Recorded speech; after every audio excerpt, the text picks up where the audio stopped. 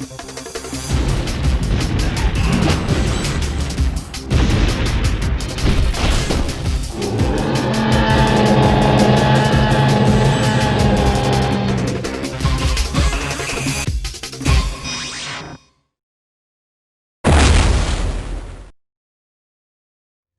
back, guys, to the third episode of Jurassic Games. Last time, we covered the last of the home release video games based on Jurassic Park. So where do we go from here? Well, as you likely know, Jurassic Park was an incredibly successful movie, becoming the highest grossing movie of all time until the release of James Cameron's Titanic. And when a movie is that popular, a sequel is almost always inevitable. In 1997, that sequel came out, and it was called The Lost World Jurassic Park. Like its predecessor, The Lost World was also a hit, raking in over $600 million at the box office. And also like its predecessor, it received a bevy of tie-in video games, some of which are still remembered vividly to this day. So today, we will be taking a look at some of these games. As there are so many, these games will be split into 2 episodes, so the ones that aren't covered in this video will be covered in the next.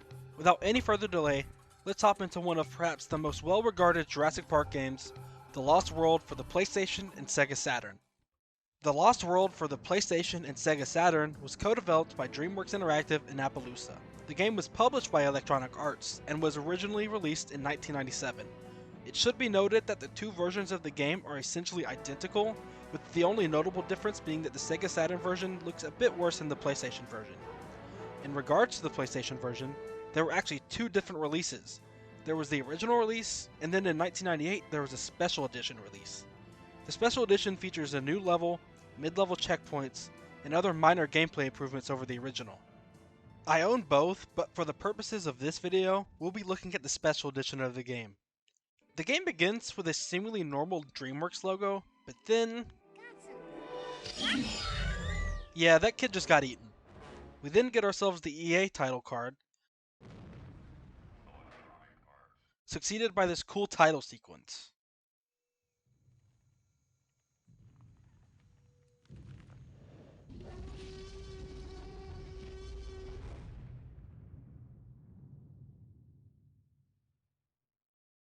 Looking at the options, we get a difficulty selection, the option to set audio as stereo or mono, and the ability to adjust the music and sound effects. You'll notice that on the main menu, there is a password option. Yet again, we cannot save our progress, which is getting to be very annoying at this point, but at least level passwords are better than nothing. When starting the game, people who have only played the original release may be confused. In the original release, the first level you play is High Ridge. However, in the special edition, the first level is a brief level set in Jurassic Park in 1993. The level isn't long, but it's a cool way to allow the players to experience playing as the T-Rex long before the game lets you do it again later on.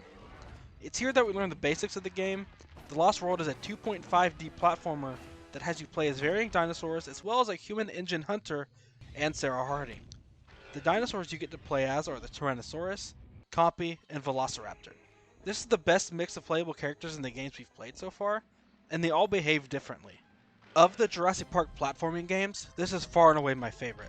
It's certainly a difficult game just like the Sega games were before it, though the special edition does feature mid-level checkpoints that make it a little bit less daunting, as well as some other changes like making the player characters more durable. Each level has collectibles for you to obtain, and collecting them all provides you with a secret ending I'll discuss later. The game has many varying locales, all taking place on Isla Sorna in a sort of alternate version of events from the film it's based on. There's jungles, burning forests, underground caverns, and abandoned facilities. Each level features a cool video sequence before it starts that sets up the tone of the level and who or what you'll be playing as. One minor thing I noticed is that the game uses the map of Isla Sorna from Crichton's novel, rather than the map of Isla Sorna we see in the film. I'm not sure if this was a conscious decision or if the studio just wasn't given the film map from the movie in time for it to be used rather than the novel's map. Graphically, though this game has aged significantly like many other games from the early 3D era, it's still visually pleasing and I greatly appreciate the improved visuals over the absolute onslaught of 2D platformers we've gotten previously. It has a great style and really nails the atmosphere. And on the topic of atmosphere, there's one element to this game that sets it apart from every other Jurassic Park game we've looked at thus far, and it's likely the primary reason this game remains beloved to this day. I am of course speaking about the soundtrack.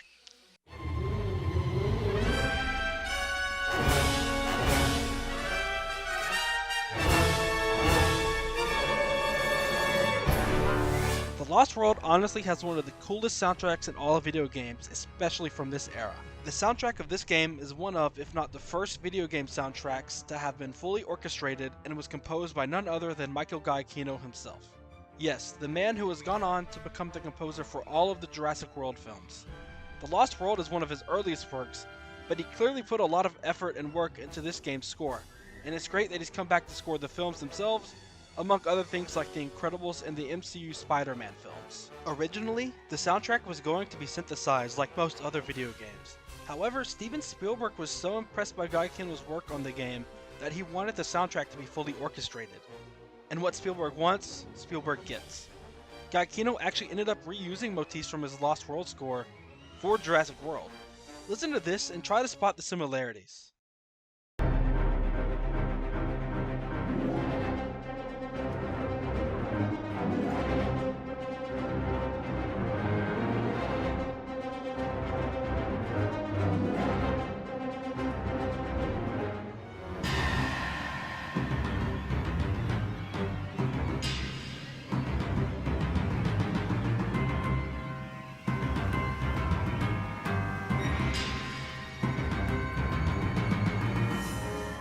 Honestly, I could go on and on about the qualities of the soundtrack, but rather than do that, I'm just going to play some of the music tracks for you so you can hear for yourself.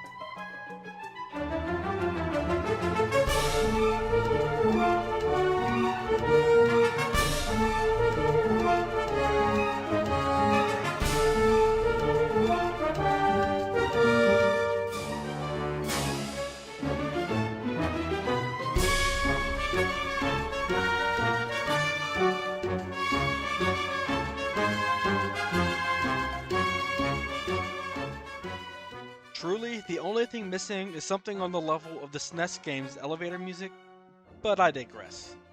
I actually wrote this entire script while listening to the game's soundtrack, to give an idea of how much I personally enjoy it.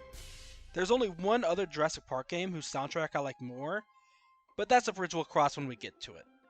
To finish off our discussion on the PlayStation and Sega Saturn game, let's look at the game's unlockables you can acquire by collecting all of the collectibles in each level.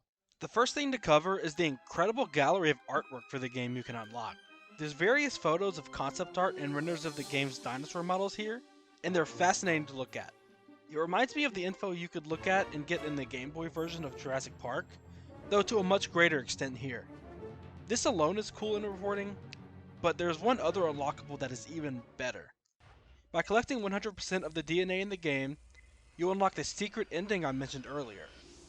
You are greeted to a satellite video link of Jeff Goldblum. Goldblum congratulates you on your success of 100% completing the game, but I think I'll just let him speak for himself. You made it through. You spent all that time, and now you're done. You did it. That's quite an achievement. My gosh, you looked a 20-foot carnivore right in the eye, and you've lived to tell about it. Well, you are something. Thank you. Thank you for sticking with it, for not giving up. That is really something. Now, you know what you should do? Turn the thing off, for heaven's sakes, and go outside. You know, breathe the air, take a walk, call a member of the opposite sex. You know what I'm talking about. You know, you have a whole life out there. Get the stink blown off you. Just go. Go, really. Turn off. You. I mean, really. What was that? Hello, hello. Okay, I go.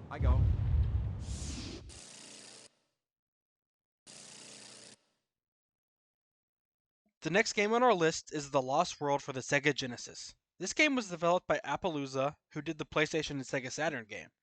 Honestly, it's kind of shocking they released a game for this platform, as the Genesis was well past its due date at this point. The game begins with the standard Sega logo, which is followed by the Appaloosa logo.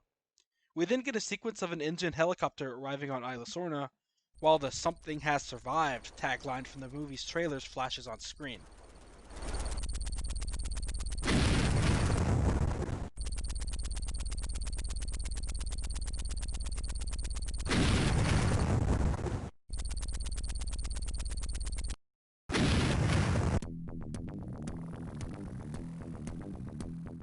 The main menu has the standard fare, with us yet again getting a password system over actual saves.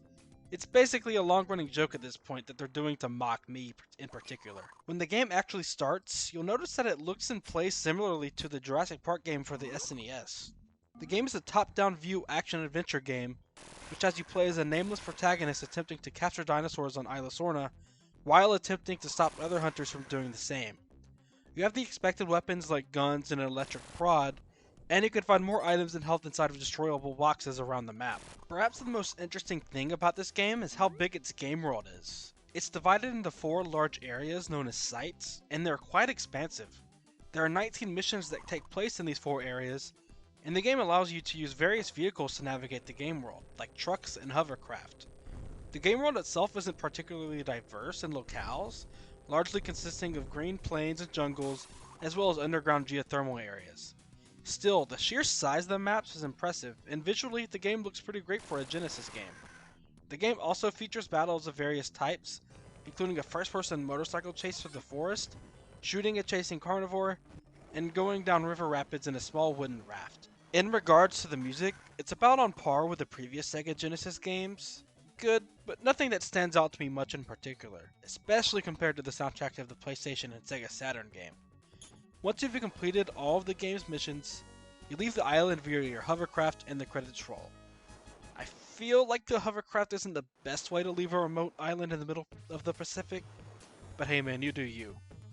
The game is a good send-off to the 16-bit era of Jurassic Park games, and if you're a fan of the SNES Jurassic Park game, there's a lot you'll enjoy about this one as well.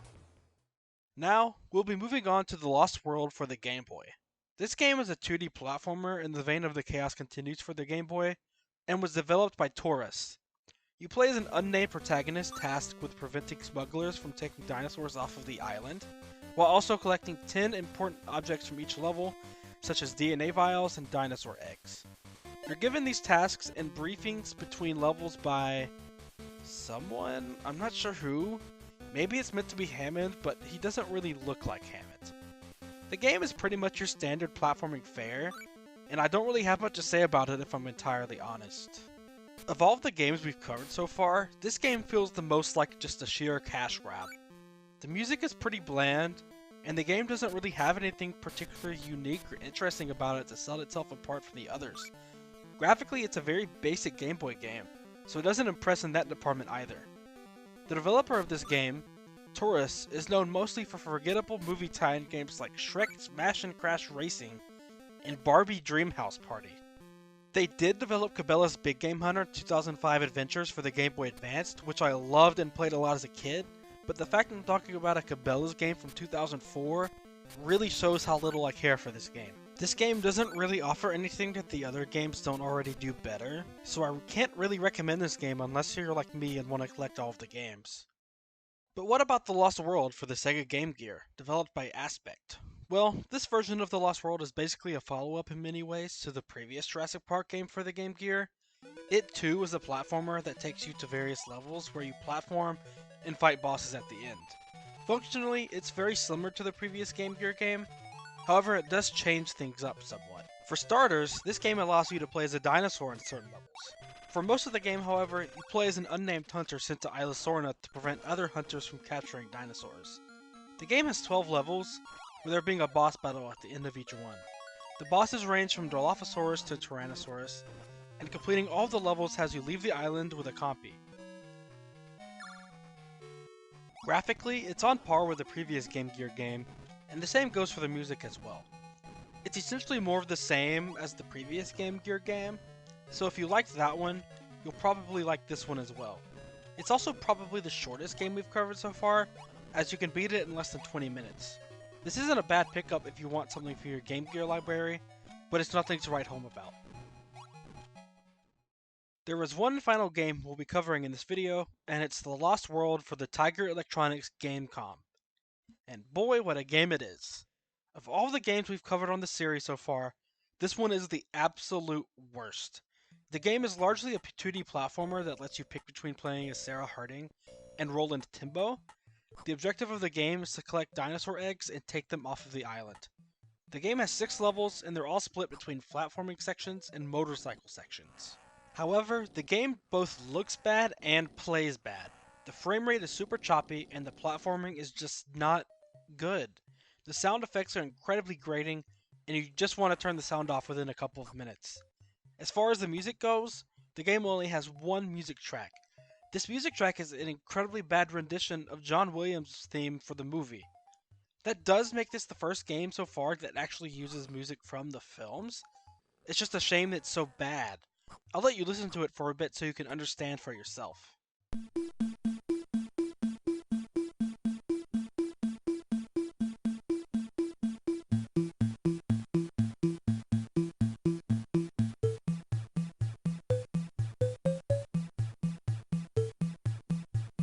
This game is basically just a curiosity, so I can't recommend it at all beyond its use as a collector's item. My copy is in its unopened box, and it's probably going to stay that way forever. I'd imagine for most people it doesn't matter, as the Gamecom only sold about 300,000 units, so the odds of any people having one of these is pretty low.